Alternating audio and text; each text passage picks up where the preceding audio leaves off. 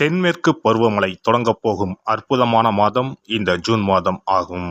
வைகாசியும் ஆனியும் இணைந்த மாதம், கோவில்களில் திருவிழாக்கள் நிறைந்த மாதம். அப்பேற்பட்ட இந்த ஜூன் மாதத்தில் நடக்க இருக்கும் ஒரு சில கிரகங்களின் பெயர்ச்சிகள் மிக மிக முக்கியமானவையாக கருதப்படுகின்றன. ஒரே சமயத்தில் பல கிரகங்கள் அதிக பலம் பெற்று ஆட்சியாக அமரும் அமைப்பு இந்த ஜூன் மாத கிரக பெயர்ச்சியில் ஏற்படுகிறது. இந்த ஆண்டு ஜூன் மாதம் நடக்கும் பெயர்ச்சிகளில் மிக மிக முக்கியமான ஒன்று செவ்வாய் பெயர்ச்சியாகும். சில மாதங்களாகவே பகை கிரகங்களுடன் சஞ்சரித்து வந்த செவ்வாய் பகவான் தற்போது தன்னுடைய சொந்த வீட்டில் ஆட்சி பலம் பெற்று சஞ்சரிக்கப் போகிறார். ராகுவிடம் இருந்து விலகி தனித்து பயணம் செய்வது பல ராசிகளுக்கு யோகம் கொடுக்கும்.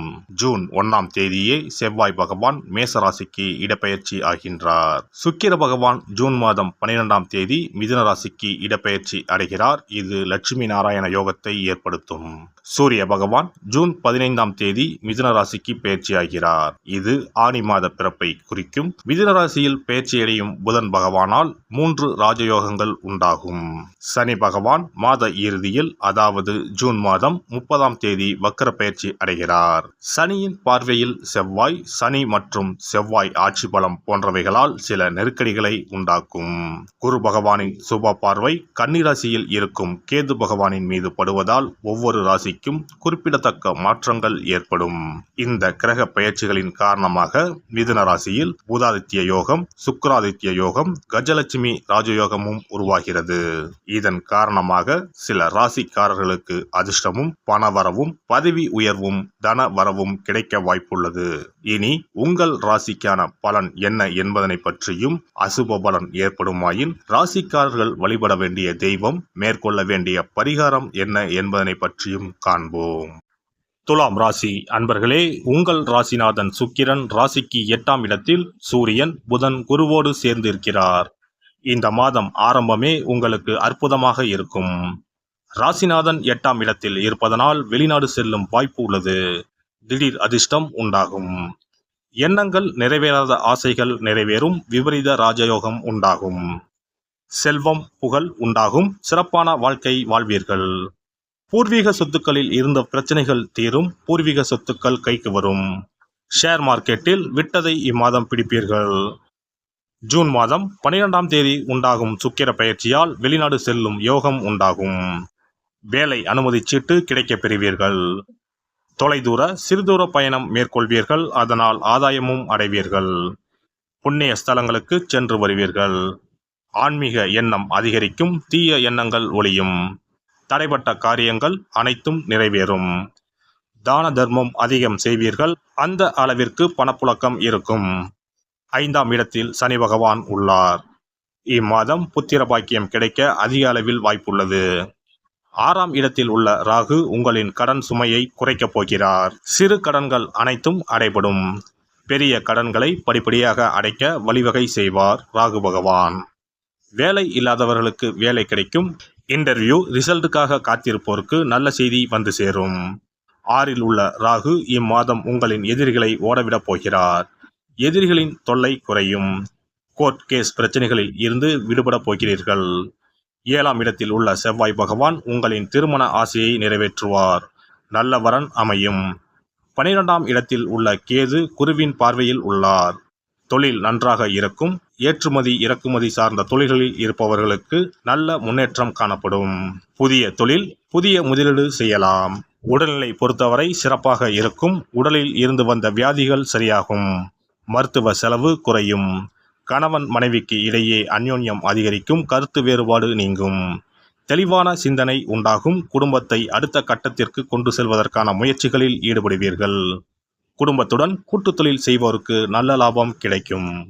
வியாபாரத்தில் கொடுக்கல் வாங்கலில் இருந்த தாமதங்கள் விலகும். வாடிக்கையாளர்களின் ஒத்துழைப்புகள் புதிய நம்பிக்கையை ஏற்படுத்தும். நுட்பமான சில விஷயங்களை புரிந்து கொள்வீர்கள்.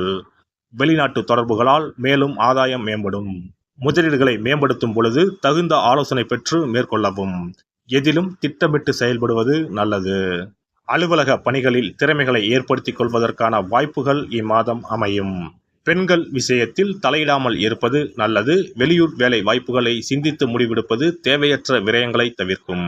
அலுவல் பணிகளில் எதையும் சமாளிக்கும் பக்குவம் உருவாகும். கலைத்துறையில் இருப்பவர்களுக்கு உழைப்புகள் மேம்படும், அணுகுமுறைகளில் சில மாற்றம் ஏற்படும், புதிய பொறுப்புகள் அதிகரிக்கும், ஒப்பந்த விஷயங்களில் பொறுமை காக்கவும். இதுவரை தடையாக இருந்தவர்கள் விலகிச் செல்வார்கள், எதையும் தைரியமாக சமாளிப்பீர்கள். அரசியல் துறையில் இருப்பவர்களுக்கு செல்வாக்கு மேம்படும், புதிய முயற்சிகளில் சில நுணுக்கங்களை தெரிந்து கொள்வீர்கள். கட்சி தலைமை இடத்தில் அனுசரித்து செல்வது நல்லது, விலகிச் சென்ற தொண்டர்கள் மீண்டும் வருவார்கள். மற்றவர்களின் தனிப்பட்ட விஷயங்களில் தலையிட வேண்டாம், எதிராக செயல்பட்டவர்களை வெற்றி கொள்வீர்கள். பெண்களை பொறுத்தவரை மனதளவில் இருந்து வந்த கவலைகள் படிப்படியாக குறையும். மற்றவர்களுக்கு வாக்குறுதி கொடுப்பதை தவிர்ப்பது நல்லது. நீண்ட காலமாக தடைப்பட்டு வந்த பணிகளை செய்து முடிப்பீர்கள். குடும்பத்தில் சுபகாரியங்கள் நடத்தி வைப்பதற்கான வாய்ப்புகள் ஏற்படும்.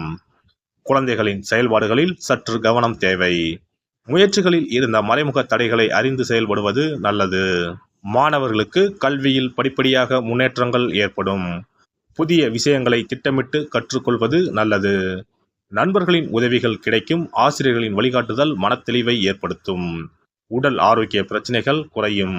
நண்பர்கள் வழியில் மகிழ்ச்சியான சூழல்கள் ஏற்படும், மேல்நிலை கல்வியில் அனுகூலமான வாய்ப்புகள் உருவாகும்.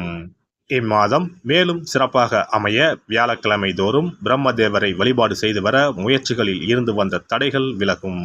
சிறப்பு பரிகாரங்கள். கோதுமை மாவினால் சிறு சிறு உருண்டைகளாக 7 அல்லது 14 அல்லது 7 மடங்குகளில் உருண்டை செய்து கொள்ளவும். குங்குமத்தில் கொஞ்சம் நீர் விட்டு அதை வன்னி குச்சி அல்லது மாதுளை மர குச்சியால் தொட்டு கோதுமை உருண்டையில் ஸ்டீம் என்று எழுதி அதை குளம், ஆறு அல்லது கோவில் தெப்பக்குளத்தில் உள்ள மீன்களுக்கு போடவும். எழுதிய பின்னர் ஸ்டீம் என்பது அழிந்துவிட்டாலும் பரவாயில்லை. இவ்வாறு வெள்ளிக்கிழமை அல்லது ஞாயிற்றுக்கிழமைகளில் செய்து வர லட்சுமியின் அருள் உண்டாகி பணத்தட்டுப்பாடு நீங்கி செல்வம் சேர தொடங்கும். வெண்கடுகு சிறிது, 2 வத்தல் மிளகாய், 3 கல் உப்பு, பச்சை கற்பூரம் 3 இவை அனைத்தும் சேர்த்து வெள்ளை துணியில் போட்டு பின்பு அதை முடிந்து நல்லெண்ணெயில் நனைத்து வீட்டின் முன்பு இரவு 10 மணிக்கு மேல் எரிக்க ஏவல், பில்லி சூனியம் விலகும். தூங்கும் போது யாரோ அமுக்குவது போன்று இருப்பது, சிறுவர்கள் பயத்தில் சிறுநீர் கழிப்பது போன்ற தொந்தரவுகள் இருந்தால் படிகார கற்களை தூங்கும் அறையில் அல்லது தலையணைக்கு கீழே வைக்க வேண்டும். தோல்வி, அவமானம், எதிர்ப்புகள் ஆகியவற்றை சமாளிக்கும் மன வலிமையை அதிகரிக்க வாராகி அம்மனை மனதார வழிபட்டால் நிச்சயம் நல்ல பலன் கிடைக்கும். முடியவே முடியாது என்று நினைத்து கொண்டிருக்கும் காரியத்தை கூட உடனே முடித்து காட்டும் வல்லமை படைத்தவள் வாராகி அம்மன். இந்த வாராகி அம்மனுக்கு 8 சனிக்கிழமையில் சுத்தமான மண் அகல் விளக்கு ஒன்றை எடுத்து அதில் நல்லெண்ணெய் ஊற்றிக்கொள்ள வேண்டும். ஒரு கருநீல துணியை கட்டமாக வெட்டி அதில் கொஞ்சம் வெண்கடுகு சேர்த்து எல் தீபம் ஏற்றுவது போல முடிந்து கொள்ள வேண்டும். காலையில் 6 மணியிலிருந்து 7 மணி வரையிலான காலகட்டத்தில் அல்லது இரவு 8 மணியிலிருந்து 9 மணிக்குள் இந்த பரிகாரத்தை செய்துவிட வேண்டும். எல்லாம் வல்ல இறையருளால் நீங்களும் உங்கள் அன்பு குடும்பமும் உடல் நலம், நீலாயுள், நிறை செல்வம், உயர் புகழ், மெய்ஞானம் ஓங்கி வாழ்க வளமுடன். இந்த வீடியோ பதிவு உங்களுக்கு பிடித்திருந்தால் லைக் பண்ணுங்க, கமெண்ட் பண்ணுங்க, ஷேர் பண்ணுங்க, மறக்காம சப்ஸ்கிரைப் பண்ணுங்க, பக்கத்துல இருக்கிற பெல் பட்டனை கிளிக் பண்ணுங்க. நன்றி, வணக்கம். ஓம் நமச்சிவாய, சிவாய நம.